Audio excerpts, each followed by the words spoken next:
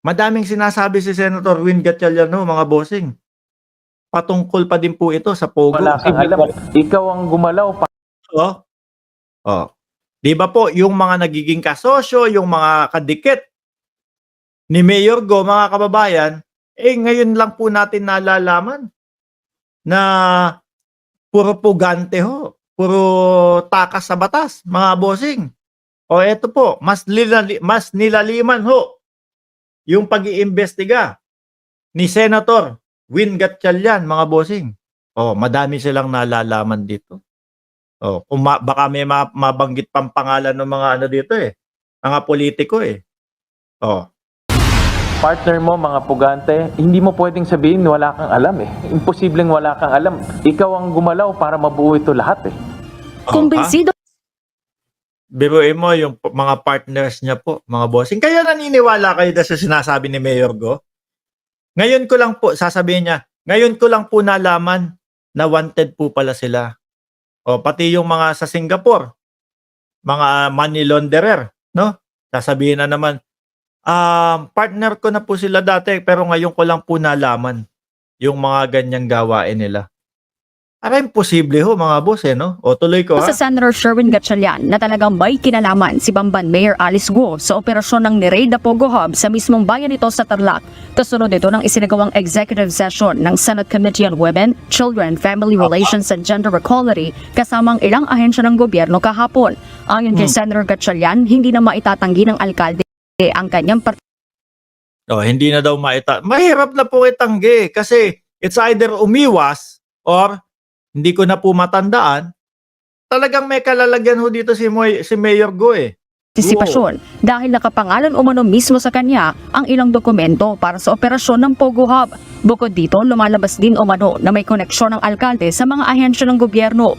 Yung application sa PLDT for internet, siya ang nakapangalan doon. Nakita ko yung bill, 120,000 per month. Biruin mo, siya yung nakapangalan doon, 120,000 per month, mga kababayan. PLDT, tama ba? Internet, di ba? Internet yung tama ba ako? Ulitin ko. Application sa PLDT for internet, siya ang nakapangalan doon. Nakita ko yung bill, 120,000? Mga kababayan, every month, ang pambahay-bahay, may 1,200, may 2,000, 3,000 na yata pinakamahal o baka 5,000 pinakamahal, mga bossing. Pero pagka yung 120,000, baka yung lahat ng building na yan, sakop yung internet na yun. So, ibig sabihin, mga bossing, si Mayor ang nag-apply niya, pangalan niya yun Di ba para sa Pogo? Kung sinasabi niya, lupa lang po ang sa akin, tapos binenta ko na o kung whatever, nagtayo na po sila dyan. Bakit umabot na pati ikaw yung nag-apply ng PLDT? Di ho ba? May dala pang robot yan, nakita sa YouTube. Opo, yung aso. 120,000 per month. Hindi ito yung pangbahay na application. Ito yung application niya para sa Pogo facility. So, ang punto ko doon, meron siyang active participation para mabuo yung Pogo. So, hindi natin matatanggal yung ebidensyang yun. So, lumalabas. Okay, mga kababayan, kung hanggang benta lang siya, tapos okay na siya doon, hindi na siya kasama doon, bakit siya pa yung nag-apply noon? Lumaki po ako sa farm, sabi ni Jerome Recalde. Grabe talaga si Digong, mas masahol pa sa Dimoy.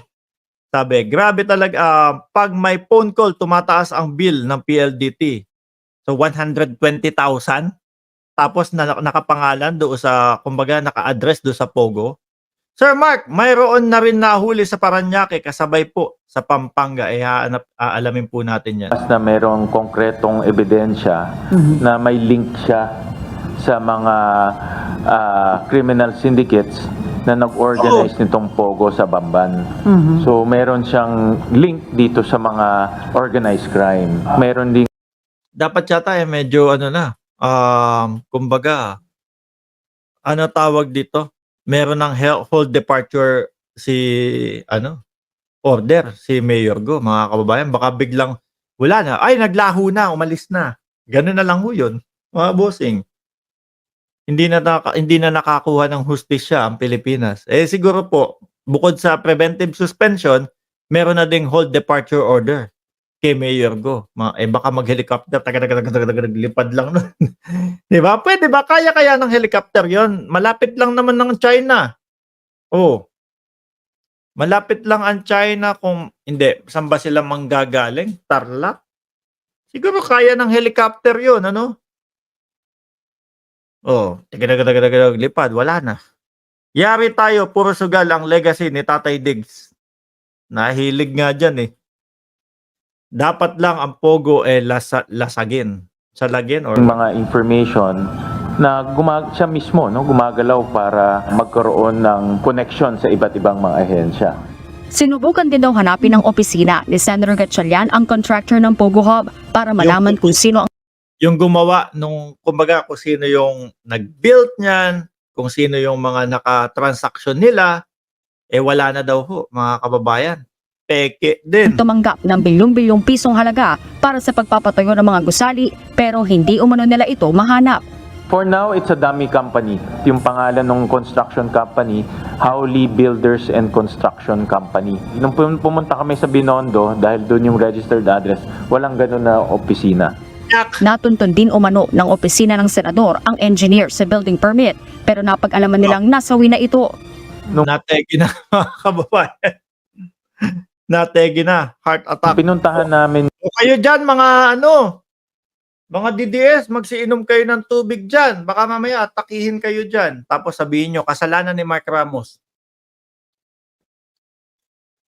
Lalo na kayong mga nasa Pilipinas dyan, lagi nyong i-hydrate yung inyong sarili, mga kababayan. Mainit dyan, ano? Pogo! Baka involved si Bongo. Sabi ni Volter Orlina. siya. Apparently, namatay na rin siya, no? May 17 siya namatay. This year, sir? This year. Siya yung pumiperma ng mga plan. May 17. O, June lang. Nung isang ano lang. 2 o 3 linggo lang ang makaraan. Makalipas. O mga bossing, paki-like nga muna itong live natin. Para naman i-share tayo na yun. Aba, 214,000 na tayo ngayon ah. 214,020 subscribers na po tayo, mga kababayan. Gusto nyo yata every 10 days mag-celebrate tayo ng 10,000 subscribers Maraming salamat po sa inyong lahat, mga bossing. Okay? Tuloy natin ito. Na ginawa ng mga Chinese. At inamin rin ng pamilya na yon. But ang cause of death is heart attack. Medyo na dead end kami doon dahil siya yung pumiperma, siya yung connection doon sa mga Chinese engineer. Hindi kaya pinalabas lang na inatake, mga bossing? Yumilicious, Barbara Castro, shoutout sa inyo. Eli Manalili, oo nga, kamukha ni Bongo, si Alice Go, Dante Manuel, Dan na bro. Edmundo De Vera, shoutout sa inyo. Magandang tanghali. Tigilan na yan si Mayor pagtuunan nila ang Pogo sa lahat ng sangay dito sa Pilipinas. Tuloy. Hindi kaya yung yung sinasabing pumirma, yung engineer, mga kababayan, baka tinegi yun, O baka magsalita ka pa, baka magano ka pa. Kaya sabi ho ni Senator Win Gatchalian, mga kababayan, na dead end kami dun. Kumbaga, hindi na malalaman o wala nang malalaman galing doon sa nategi na yun. Batay din umano sa investigasyon ng intelligence agencies, hindi lang si Mayor Go, kundi may iba pang politiko ang sangkot sa operasyon Ayan! sa Pogo Hub sa Bamban. Sino May po? mga pangalan kasi doon at mayroong web na pinakita at may mga politicians, enforcers, Ang dami criminal ako. syndicates, even businessmen. Kumukuha pa sila ng further intelligence, So it's hard to say. So, may mga pangalan, may mga listahan po. Mga politiko, mga enforcers, inaalam po mismo muna bago nila ilahad o bago nila sabihin kung sino itong mga ito. Nako, maganda yan. It now, but ang only pwede kong sabihin meron pang kasamahan na iba na politiko rin. Aha. Sa ngayon, inapila ng kampo ni Mayor Go ang ipinato na suspensyon ng ombudsman. Pero sa Hindi na pwede ibalik yan. Wag. Pag siya naging mayor, nako. Pag bumalik sa pagka-mayor yan, nako. Posible na, ganito, ganyan.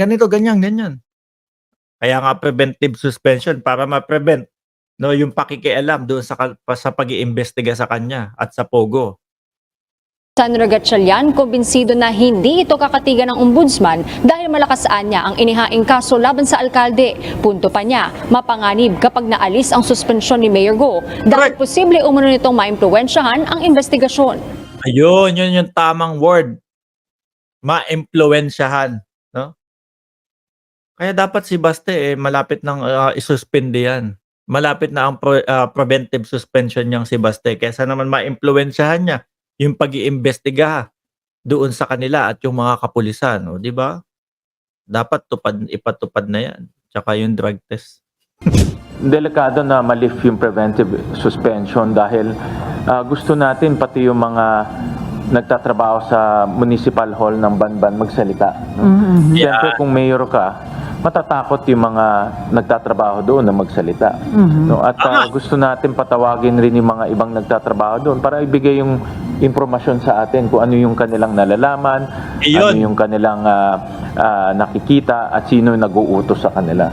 Muli Baka si Mayor Good din, ano, mga kababayan. nanawagan sa Senator Gatchalian kay Pangulong Ferdinand Marcos Jr. na ipagbawal na ang pogo sa bansa. Ayan na, dalawa na ang nananawagan. Senator Risa Ontiveros at si Senator Win Gatchalian po. Tapos maririnig ng Pangulo. Ano ba sigaw ng taong bayan tungkol dito sa pogo? Alisin na, tanggalin. Naku, tanggal na. Sabay yung mga DDS. Bakit nyo tinanggal yan? Ganito, ang laki ng tax. Wala nga na ipapasok na tax Madami pang utang. Di ho ba mga bossing? Anyway, shout out ulit kay Jonathan Taras sa inyong super sticker, sir. Yun po yung ating mga talakayan sa araw na ito, mga boss, chief, amo, sir. 964 viewers. Huwag nyo pong kalimutan na pindutin yung subscribe button dyan kung kayo ay bago pa lang dito sa ating channel para hindi kayo nagre-reklamo sa akin. Boss Mark, bakit hindi nagno-notify yung live mo? Minsan ho kasi mga kababayan, nalilibang na tayong nanonood, naaaliw na tayong nanonood, tapos nakakalimutan nyo na ho na pindutin ho yung subscribe button. Pindutin nyo lang yung subscribe button, lalabas dyan, notification, pindutin nyo yung all, okay na yun. Mano-notify kayo araw-araw po sa ating mga live. Dyan naman po, sa ilalim ng Mark Ramos, nandyan po yung thumbs up. I-like nyo lang po itong video na ito para po mas spread ni YouTube yung ating mga ginagawang mga topic sa araw-araw po, mga boss, chief, amo, sir. Mamamayang Pilipino, mga bossing, maraming salamat po sa inyong lahat sa pagsuporta dito sa channel na ito. Baka bukas paggising ko nito 215,000 na tayo, followers. Maraming salamat po. Saludo po ako sa inyong lahat. And God bless po sa ating lahat.